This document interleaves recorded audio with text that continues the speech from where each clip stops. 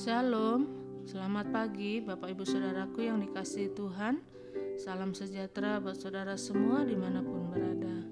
Saya mengajak Bapak Ibu Saudara untuk bersaat teduh dan berdoa dalam renungan penuntun kehidupan setiap hari. Kiranya damai sejahtera dan sukacita oleh Roh Kudus senantiasa melimpah dalam hati dan kehidupan kita semua. Tema renungan penuntun kita hari ini, hidup dalam kekudusan. Ayat bacaan kita terdapat di dalam 1 Tesalonika 4 ayat 1-3 dan di dalam ayat yang ke-1 berkata demikian. Akhirnya saudara-saudara, kami minta dan nasihatkan kamu dalam Tuhan Yesus. Kamu telah mendengar dari kami bagaimana kamu harus hidup supaya berkenan kepada Allah. Hal itu memang telah kamu turuti, tetapi baiklah kamu melakukannya lebih bersungguh-sungguh lagi. Bapak Ibu Saudaraku yang dikasihi Tuhan, tentu kita mengerti bahwa hidup dalam kekudusan adalah bagian penting yang tidak bisa terpisahkan dalam kekristenan kita. Mengapa demikian Bapak Ibu?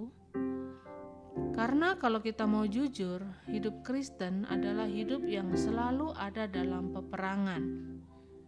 Karena kita memiliki musuh tentunya. Alkitab berkata, lawan musuh iblis sama seperti singa yang berkeliling, mencari orang yang dapat ditelannya. Jadi kemanapun kita pergi, setan berusaha untuk menyerang dan setan berusaha untuk mengacaukan kehidupan kita. Tetapi kekudusan itu sendiri adalah benteng. Jadi waktu kita hidup dalam kekudusan, maka kita aman dari serangan kegelapan, dan bukan saja kita aman dari kuasa kegelapan, tetapi kekudusan akan membawa hidup kita semakin dekat dengan Tuhan. Orang yang hidup kudus akan berjalan dalam kemenangan, dan orang yang hidup kudus akan melihat kuasa Tuhan nyata dalam kehidupannya. Jadi penting sekali buat kita untuk hidup dalam kekudusan. Nah, saudaraku yang dikasihi Tuhan, kalau kita perhatikan pada ayat 3 berkata, karena inilah kehendak Allah, pengudusanmu. Jadi Paulus bicara bahwa jalan satu-satunya yang Allah kehendaki dan harus kita jalani adalah hidup dalam kekudusan. Nah, yang menjadi pertanyaan kita, bagaimana kita dapat hidup dalam kekudusan? Dari ayat bacaan hari ini kita mau belajar bahwa kita dapat hidup dalam kekudusan kalau kita mau mendengar nasihat. Ayat yang pertama, untuk menjaga kekudusan kita, Allah sudah sediakan segalanya untuk kita. Allah berikan firman, Allah berikan Roh Kudus untuk memampukan kita. Bahkan Allah menyediakan pengampunan bagi kita, hanya untuk memberi kemampuan buat kita supaya kita dapat hidup dalam kekudusan. Persoalannya seringkali kita tidak mau mendengar nasihat. Karena kalau saja kita mau mendengar nasihat, maka saya percaya bahwa kita adalah orang-orang yang akan dimampukan untuk berjalan dalam kekudusan. Dan yang kedua, bagaimana kita dapat hidup dalam kekudusan? Kita dapat hidup dalam kekudusan kalau kita mau berjuang agar kita berkenan kepada Allah. Artinya, kita sudah tahu firman Tuhan, kita sudah mengerti apa yang benar, kita sudah tahu bagaimana menjadi suami atau istri yang benar, tetapi seringkali kita tidak mau berjuang. Dan kita berkata, ya saya ingin tetapi saya tidak mampu. Kalau kita mau berjuang, maka Roh Kudus yang akan memampukan kita. Dan kita pasti bisa.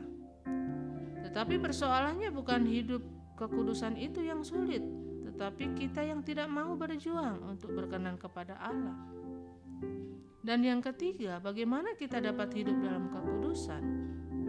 Kita dapat hidup dalam kekudusan kalau kita jalani segala sesuatu dalam hidup kita dengan kesungguhan. Paulus berkata, kamu memang sudah melakukan kehendak Tuhan. Kamu memang sudah mulai melakukan hal-hal yang baik dalam kehidupanmu. Tetapi aku minta lakukan lebih sungguh-sungguh lagi. Artinya jangan kita cepat menyerah.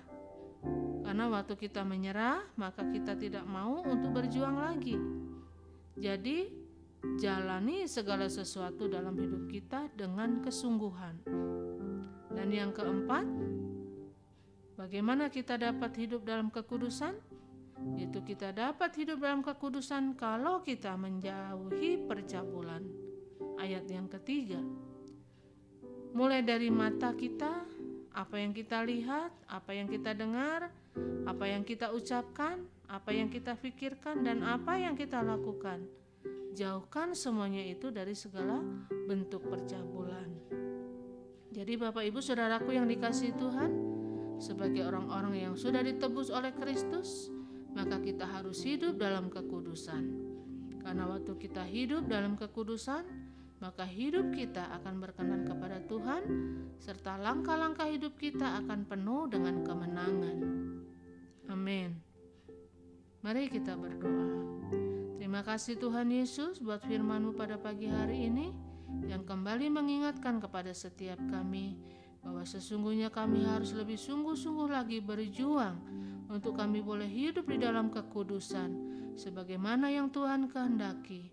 Karena itu Tuhan, ajarkan kami untuk kami mau mendengar nasihat, untuk kami mau melakukan apa yang berkenan kepada Allah. Dan ajar kami Tuhan untuk kami dengan sungguh-sungguh menjaga kekudusan hidup kami di hadapan Tuhan. Menjauhkan kami dari segala bentuk percabulan, perzinahan, kenajisan yang Tuhan tidak berkenan dalam hidup kami. Mampukan kami ya Roh Kudus untuk kami terus berjalan dalam tuntunan-Mu sehingga hidup kami berkenan kepadamu. Di dalam nama Tuhan Yesus Kristus kami berdoa bersyukur. Haleluya. Amin. Kiranya berkat yang sempurna dari Allah Bapa kita, kasih karunia dari Tuhan Yesus Kristus, dan persekutuan yang indah dengan Roh Kudus menyertai kita semua dari sekarang ini dan sampai selama-lamanya. Maju terus dalam tuntunan Tuhan, tetap semangat, sampai jumpa esok hari dalam penuntun kehidupan setiap hari, dan Tuhan Yesus memberkati.